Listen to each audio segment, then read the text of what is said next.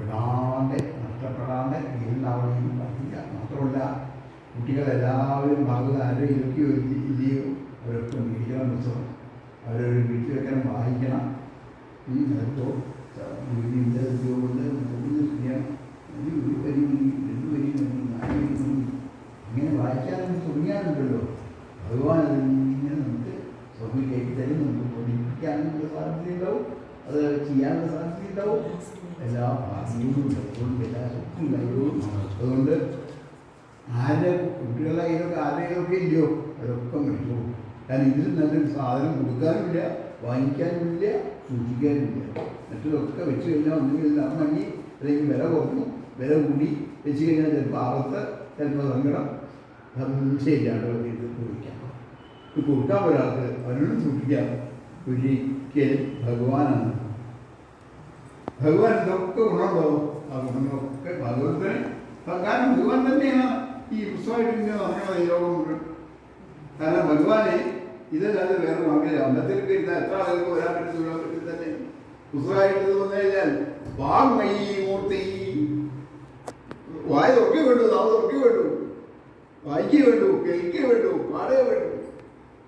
ഭഗവാൻ അടുത്ത പ്രതീക്ഷിക്കുകയും അതാണ് ഭാഗവതം. ഭാഗവതത്തിൻ്റെ ശക്തി, ഭാഗവതത്തിൻ്റെ മഹാത്മ്യം ഇത് കണ്ടറിഞ്ഞവരാണ് സജാതികൾ. അവരൊക്കെ കണ്ട് അവർ മനസ്സിലാക്കിയിട്ടുള്ളതാണ് നമുക്ക് ഉപയോഗിച്ചത്.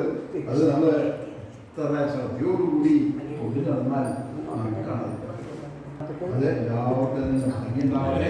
നമുക്ക് നമ്മുടെ കുട്ടികളോട് നിർബന്ധിക്കാനുള്ളത്, പറഞ്ഞ് പഠിപ്പിക്കാനുള്ളത് അതാണ്. എപ്പോഴത്തെ പോകുമ്പോഴും പുസ്തകം കൈ വെച്ചോളൂ. ഒരാപത്തും വലിയ വിഷമവും. മറ്റു കാലങ്ങളിലൊക്കെ രാജാക്കന്മാരുടെ കാലങ്ങളിൽ കോവിലങ്ങളിൽ അല്ലെങ്കിൽ തത് ഒക്കെ ഭാഗവതം നടത്താറുള്ള നമ്മളെപ്പോഴുള്ള സാധാരണക്കാരൊന്നും കുടുംബത്തൊന്നും ഭാഗവതത്താറ് ഇരിക്കുകയില്ല. അത് ഒരു സത്താം വേണമെങ്കിൽ ഒരു 100 കൊല്ലോ 200 കൊല്ലോ കഴിയുമ്പോൾ ഒരു സത്താം ഉണ്ടായാൽ ഉണ്ടായി എത്രയേ ഉള്ളൂ. ഒരു ജീവിതകാലം മുഴുവൻ ഉണ്ടായാലും ചിലപ്പോൾ ഭാഗവതം ഉണ്ടാവാറില്ല. അഥവാ ഉണ്ടായാൽ തന്നെ അകത്തേക്കൊന്നും പ്രവേശനമില്ല. ആരങ്ങനെ നിൽക്കാം. ബ്രാഹ്മണനാണെങ്കിൽ പോലും അതിൻ്റെ അകത്തേക്ക് കിടക്കാനോ അതിൽ പങ്കെടുക്കാനോ ഇതൊന്നും സാധ്യമില്ല, സ്വാതന്ത്ര്യമില്ല. ഇന്നല്ലേ എവിടെ നോക്കിയാലും എന്താ ഭാഗം, ടി വിയിലും തൊത്താം, റേഡിയോയിലും തൊത്താം, കയ്യിലും തൊത്താം, കാലിലും തൊത്താം, വീട്ടിലും തൊത്താം, റോഡിലും തൊത്താം. അതെല്ലാ ഭാഗത്തിൻ്റെ കഥ മഹാരാജാക്കന്മാരുടെ കുടുംബത്ത് പോലും കൊട്ടാരങ്ങളിൽ പോലും വളരെ വളരെ അതുള്ളവരായിട്ടേ നടക്കുള്ളൂ. അതാണ് ഭാഗവതത്തിൻ്റെ കഥ. നമുക്ക് നമ്മുടെ ഇവിടുത്തെ കഥ അറിയാം. പല ഈ തൃപ്പൂണിത്തരൊക്കെ ഒരു സത്താം രാജകുടുംബല്ലേ, കോവിലല്ലേ അവിടെയൊക്കെ ഉണ്ടാവും. അവിടെ മാസന്നൂരൊക്കെ കൊല്ലത്തിൽ വിളിക്കുക ഒരു സപ്താഹം വരെ നടത്തിയാൽ നിർത്തിക്കാറുള്ളൂ. കേരളത്തിലാകെ 4 or 5 സപ്താഹം കൊല്ലത്തിൽ, അതിൽ കൂടുതലില്ല. ഇന്നിപ്പോൾ എല്ലാ ദിക്കും ഭാഗവതായി ഭാഗം എന്നിട്ടോ ഭാഗവതം കൂടിയിട്ടാൽ അതിലെല്ലാം ശ്രദ്ധയും അതിലൊന്നും പോരാ. ഇത്രയൊക്കെ മാധ്യമങ്ങളുടെ സൗകര്യങ്ങളായാൽ ഈ കണ്ടതൊന്നും പോരാ. അപ്പം നമ്മളുടെ ശ്രദ്ധയ്ക്ക് വളരെ കുറവാണെന്ന്.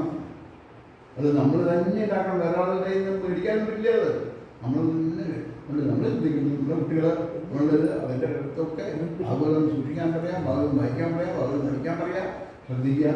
ഇതൊക്കെ എവിടെ ശ്രദ്ധാണെങ്കിൽ കുറച്ച് നേരെ സമയത്തിനനുസരിച്ച് പങ്കുവയ്ക്കുക.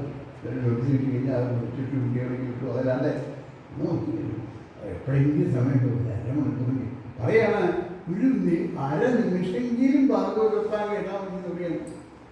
ഒരു ആഴ്ചയൊന്നും പങ്കെടുക്കാൻ പറ്റിയിരിക്കും കുഴപ്പമില്ല, ഒരു ദിവസം പങ്കെടുക്കാൻ പറ്റിയിരിക്കും കുഴപ്പമില്ല. ഒരു നിമിഷമെങ്കിലും ആ ഭാഗവതത്താരത്തിൽ ഇരിക്കാൻ സാധിച്ചാൽ അതുപോലും വലിയ വലിയ വലിയ വലിയ സുഹൃത്തായിട്ട് മാറുന്നു. ഇതാണ് ഭാഗവതത്തിൻ്റെ കഥ. അങ്ങനെയുള്ള ഭാഗവതം നമുക്ക് ഭഗവാൻ അനുഗ്രഹിച്ച് തരണേ. നമ്മുടെ